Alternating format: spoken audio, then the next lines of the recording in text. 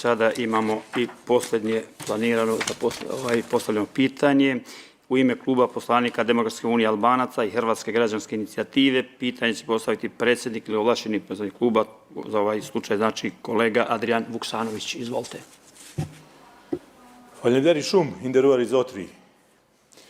Poštovani potpredsjedniče sa suradnicom, dame i gospodo, imao sam jedno kratko, ali sadržajno i rekao bih važno pitanje za vas, gospodine potpredsjedniče, a to je kako ocenjujete doprinos Republike Hrvatske u procesu evropskih integracija Crne Gore prije i sada? Pitam vas to iz više razloga.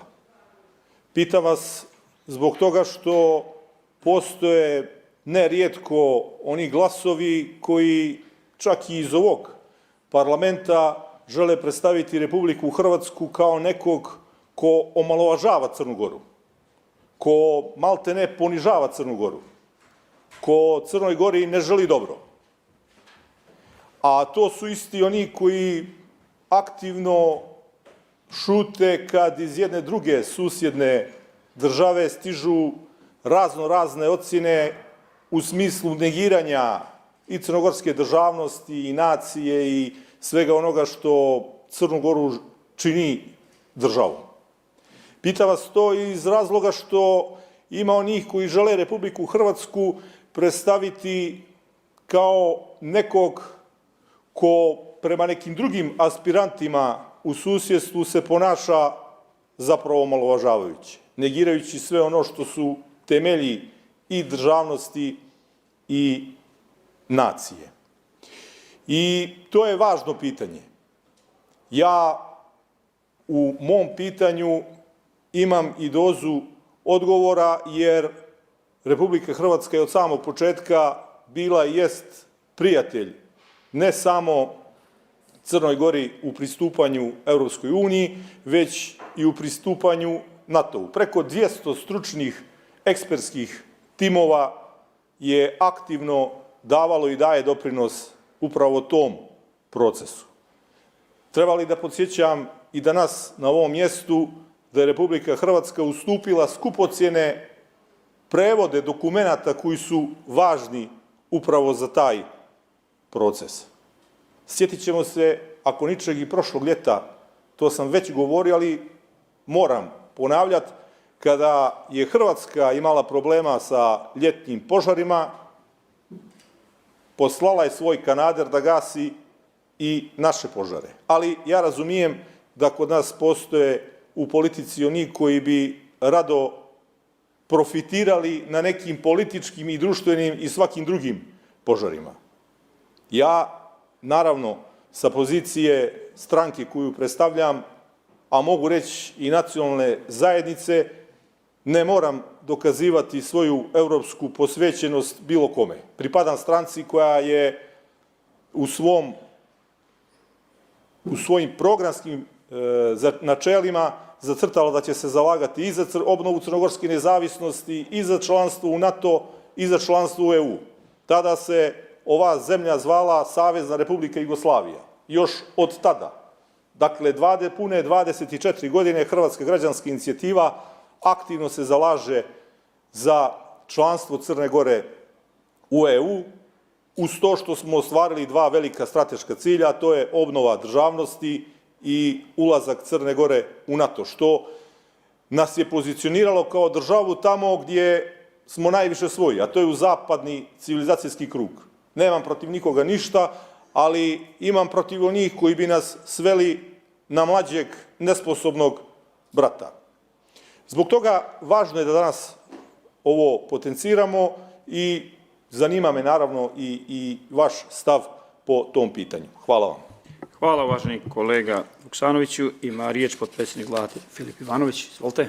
Zahvaljujem predsjedavajući i zahvaljujem poslaniče Vuksanoviću na postavljenom pitanju, kao i mnoga pitanja prije vašeg, i ovo vaše dobrim dijelom sadrži i odgovor, odnosno sadrži određene ocjene s kojima bi se ja mogao složiti. Dozvolite mi da kažem, naravno, i da podsjetim da je njegovanje dobrosusjedskih odnosa i regionalna saradnja jedan od spoljnopolitičkih stubova vlade Crne Gore i da se mi trudimo kao vlada, kao izvršna vlast i nadamo se da u tome imamo i razumijevanje i podršku i od zakonodavne vlasti i drugih institucija, da taj spoljnopolitički prioritet i dosljedno ostvarujemo. Odnosi u regionu, i ne samo u našem regionu, nego u bilo kom regionu, i odnosi među susjedima mogu da budu ponekad kompleksni. I oni mogu da imaju, naravno, svoje uspone i padove, određene periode intenzivnije saradnje i određene periode možda i manje saradnje. Na sve to, naravno, utiču ne samo određena pitanja koje susjedne zemlje dijele, a najviše dijelite sa onima koji su vam najbliži, već ponekad na to utiču i unutar političke situacije u različitim državama.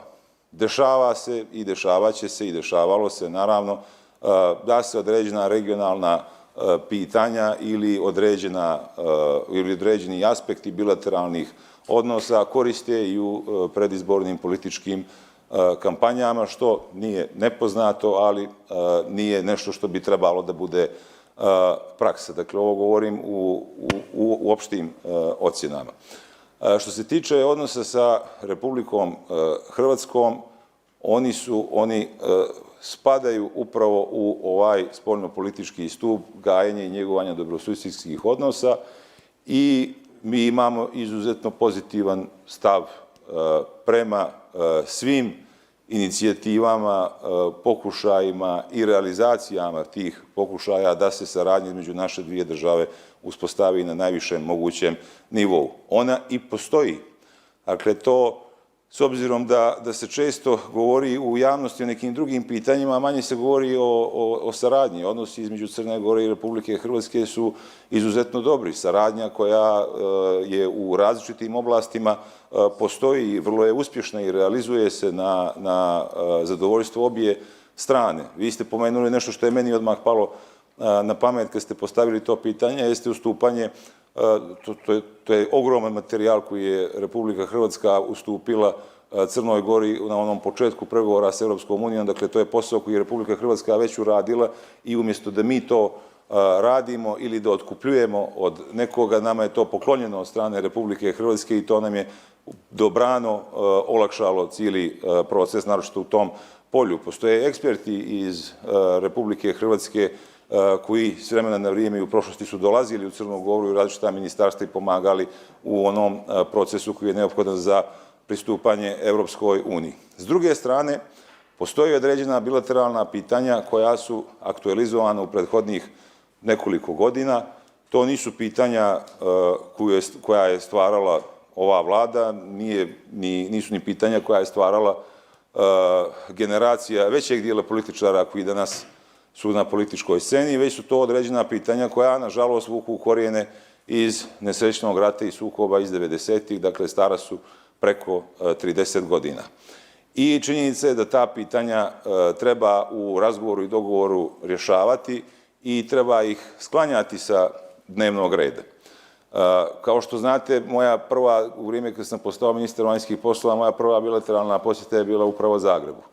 I kao što i znate i sami, imao sam i više susreta sa zvaničnicima Republike Hrvatske, na nekima ste i vi bili, i znate da su razgovori koji su vođeni, makar u to vrijeme, a znam da su takvi i danas, vođeni uz jedno obostrano uvažavanje, uz jednu obostrano izraženu dobru vjeru. I ja sam tada isto i u Zagrebu rekao da što se tiče određenih bilateralnih pitanja između naše dvije države, Republika Hrvatska ima određene argumente. Određene argumente ima i Crna Gora i da te argumente treba razmjenjivati u jednoj dobroj atmosferi sa određenim ciljima na umu, a taj cilj treba da bude rješavanje tih pitanja na obostrano zadovoljstvo, njihovo skidanje sa dnevnog reda, ne zbog nas, ne samo zbog odnosa između država, već na kraju krajeva zbog odnosa između građana. Odnosno kako one generacije koje dolaze ne bi morale da nose taj teret koji im je neko drugi ostavio u nasljeđe, a one ni krive ni dužne moraju da ga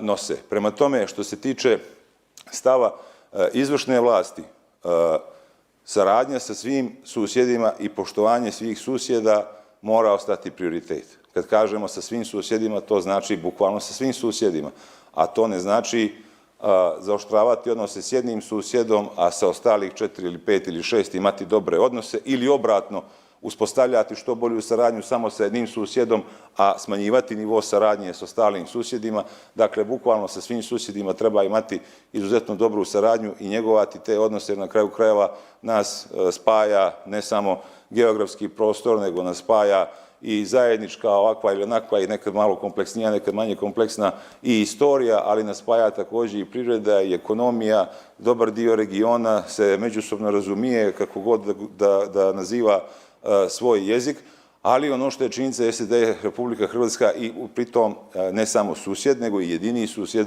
u ovom trenutku, ako ne računamo morsku granicu, koji je u Evropskoj uniji. I iz tog razloga, kao što rekoh, mi želimo da pitanja koja je kandidovala Republika Hrvatska riješimo što prije, da ih riješimo u dobroj volji i ono što isto sam nekoliko puta istakao, jeste da cijeli ovaj proces, odnosno ovi uspjesi kojima se hvalimo i koje navodimo, dakle zatvaranje poglavlja, IBAR, radna grupa o izradi ugovora o pristupanju, ništa od toga se ne bi moglo desiti da nije imalo podršku Republike Hrvatske. Tako da je potpuno jasno da Hrvatska, i što je i više puta i rečeno i s njihove strane, želi da vidi Crnu Goru u Evropskoj uniji, na tom putu pomaže, s tim što naravno, kao što rekoh, postoje određena pitanja koja su neko istorijsko nasljeđe, a koja se svi, i jedna i druga strana, moramo potruditi da ih što brže, što bolje riješimo kako bi obje strane bile zadovoljne. I ono što ja također apelujem jeste da svi daju doprinos tome, a prvenstveno tu mislim na vas, jer kao što ste rekli, vi niste samo poslanik određene političke stranke, vi ste i predstavnik određene zajednice, vi imate naravno bliske veze sa Hrvatskom kao što i treba da bude i mislim da biste imali, odnosno da imate jednu izuzetno važnu, ali za Crnu Goru korisnu ulogu, a to je građenje što više mostova između dvije države kako bi se, rekli ste, dva prioritetna cilja vaše partije su ispunjena. Nadam se da i ovaj treći, a to je članstvo Crne Gore u Evropskoj uniji, će biti ispunjeni i da ćete i vi u tom smislu dati svoj aktivan doprinos. Hvala. Hvala, uvaženi potpredsjedniče Vlade. Sada ima pravo na komentar kolega Adrijan Vuksanović. Izvolite. Hvala. Potpredsjedniče, hvala potpredsjedniče Vlade na odgovoru. Shvatio sam iz vašeg odgovora da ocjenjujete doprinos Republike Hrvatske u procesu evropskih integracija Crne Gore kao pozitivan. Iz svega toga što ste rekli, mogu to zaključiti. Vi ste u pravu kad kažete da su određena otvorena pitanja naslijeđena. To je istina. I ona su bila i prije ove vlasti, i zakonodavne, izvršne, i prije 2020. I to je istina. Ali ima samo jedna razlika. Određena politika, nažalost, od službene Podgorice je od otvorenih pitanja između službenog Zagreba i službene Podgorice kreirala otvorene probleme. To je ono što je zapravo suština problema. Jer sve ovo bilo i prije, ali se ipak jednom mudrom politikom došlo do toga da bude funkcionalno, da otvorena pitanja ne postanu otvoreni problemi. A naravno, Hrvatska zajednica ne može drugačije biti opredjeljena nego za EU. Kao što nismo mogli drugačije biti opredjeljeni nego za obnovu crnogorske nezavisnosti i za članstvo u NATO. To je po našoj prirodi. I u ovoj čitavoj društveno-političkoj konstelaciji imamo vrlo ambivalentan status. U smislu da stvarno želimo da Crna Gora bude članica EU, a pri tome smo svjesni i određenih problema koji se nekad i namjerno kreiraju od ove pluralne vlasti, a koji zapravo između ostalog i kontaminiraju odnose sa Republikom Hrvatskom, koja nikad nije negirala niti omalovažavala ono što su stubovi crnogorske državnosti i nacije. I što se tiče Hrvatske građanske inicijative, u konačnici mi dajemo doprinos i davat ćemo ga i dalje da što prije budemo članica EU. Drago nam je što imamo određenih rezultata, rekao bih u tehničkom dijelu, i tehnički to dobro se sprovodi. Da li možemo i u onom sadržajnom, vrijednosnom, to ostaje upitno, a mi svim srcem se zalažemo za to. Uostalom, kako smo i davno se izrazili, hrvatsko srce za Crnu Goru, pa i hrvatsko srce za Crnu Goru u EU. Hvala vam. Hvala, uvaženi kolega Vukšanoviću.